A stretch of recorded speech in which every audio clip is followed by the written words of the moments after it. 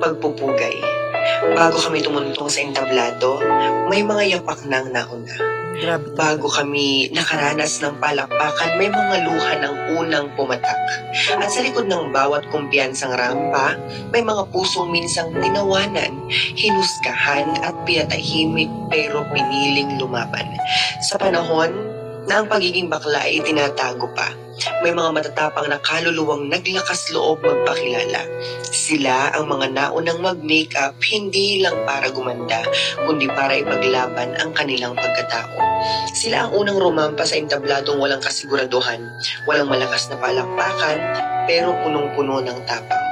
Dahil sa kanila, ang entablado ngayon ay mas maliwanag, ang mikropono ay mas malakas, at ang korona, hindi na lang palamuti, kundi simbolo ng dignidad at pagkakakinanlan. Sa bawat Miss Gay pageant na ginaganap ngayon, bitbit namin ang kanilang mga pangalan, sakripisyo at walang takot na pagmamahal sa sarili. Hindi lang sumasali sa pageant, kami ay patuloy na pinaglalaban ang kanilang nasimulan. Sa mga naunang baklang nagbigay daan, na minsang nasaktan para kami ay magningning. Mula sa henerasyon ngayon, pagpupugay at pasasalamat. At sa bawat hakbang namin sa entablado, ito ay alay sa inyo.